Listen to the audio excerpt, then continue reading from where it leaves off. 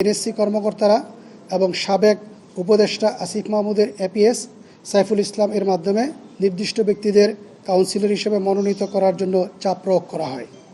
কমিটির মতে এটি ভোটের ফলাফল প্রভাবিত করার একটি সুসংগঠিত প্রচেষ্টা। চূড়ান্ত ভোটার তালিকা প্রকাশ। নির্ধারিত সময়ে চূড়ান্ত ভোটার তালিকা প্রকাশ করা হয়নি এবং একাধিক সংস্করণ প্রকাশ করা হয়। 23/9/2025 তারিখের ভোটার তালিকায় 6টি জেলার ভোটার ছিল না, কিন্তু 26/9/2025 তারিখের সংশোধিত তালিকায় ওই 6টি জেলার মধ্যে 5টি জেলার ভোটারের নাম অন্তর্ভুক্ত করা হয়। এটি প্রক্রিয়ার স্বচ্ছতা নিয়ে প্রশ্ন তোলে। ক্যাটাগরি 1-এ প্রভাব বিস্তারের লক্ষ্যে অ্যাডহক কমিটিতে নতুন সদস্য অন্তর্ভুক্তির মাধ্যমে বিসিবির অযৌক্তিক হস্তক্ষেপ। সংবিধানের প্রাসঙ্গিক বিধান অনুযায়ী অ্যাডহক কমিটির সদস্য সংখ্যা 7 জন হওয়ার কথা। অতএব কমিটির মতে আসন্ন বিসিবি নির্বাচন প্রক্রিয়ায় প্রভাব বিস্তারের উদ্দেশ্যে সরকার এনএসসি এর মাধ্যমে অ্যাডহক কমিটিতে নতুন সদস্য অন্তর্ভুক্ত করতে প্রভাব খাটিয়েছে, যাতে তাদের কাউন্সিলর হিসেবে অন্তর্ভুক্ত করা যায় এবং তাদের পছন্দের প্রার্থীদের পক্ষে ভোট দিতে পারে।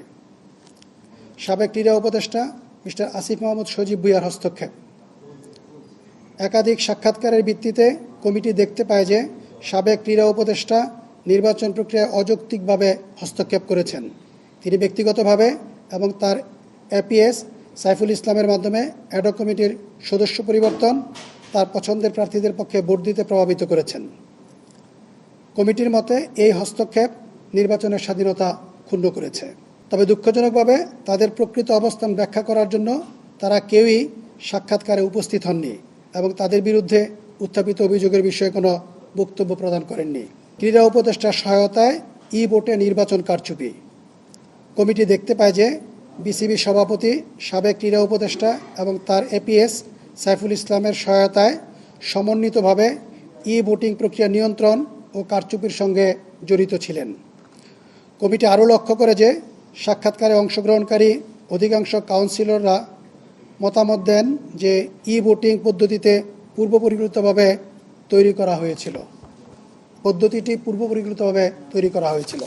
8 সেপ্টেম্বর 2025 তারিখে ঢাকা বিভাগ এবং ঢাকা জেলার অ্যাডহক কমিটিতে মিস্টার আমিনুল ইসলাম বুলবুল এবং মিস্টার নাজমুল আবেদিন ফাহিমকে অন্তর্ভুক্ত করা হয়, যাতে তারা কাউন্সিলর পদ নিশ্চিত করতে পারেন এবং পরবর্তীতে বিসিবি পরিচালক পদে নির্বাচিত হতে পারেন।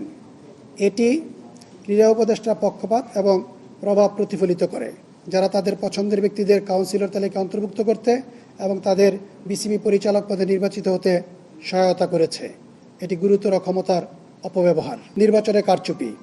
কমিটি দেখতে পায় যে মিস্টার আমিনুল ইসলাম বুলবুল এবং সরকারি কর্মকর্তাদের সমন্বিত প্রচেষ্টার মাধ্যমে 2025 সালের বিসিবি নির্বাচনকে কারচুপি করা হয়েছে, যা বিসিবি নির্বাচনের সততা ক্ষুণ্ণ করেছে।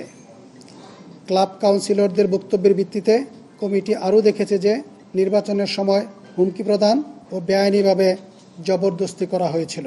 বিসিবি সভাপতি হিসেবে জনাব আমিনুল ইসলাম বুলবুল কি তার ক্ষমতার বাইরে কাজ করেছিলেন? জনাব আমিনুল ইসলাম বুলবুল, বিসিবি সভাপতি, জনাব নিজামুদ্দিন চৌধুরী, বিসিবি সিইও এবং অন্যান্য পরিচালকরা বিসিবি বোর্ডের সিদ্ধান্ত সম্পর্কিত বিবৃতিতে সংঘর্ষপূর্ণ তথ্য প্রদান করেছেন।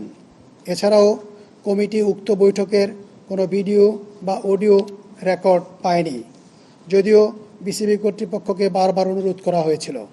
অতএব অন্যান্য সাক্ষাৎকারকৃত পরিচালকদের বিবৃতির ভিত্তিতে কমিটি অনুমান করেছে যে জনাব আমিনুল ইসলাম বুলবুল প্রাক্তন ক্রিকেটারদের মধ্যে 10 জন কাউন্সিলর মনোনয়নের জন্য যথাযথভাবে অনুমোদিত ছিলেন না।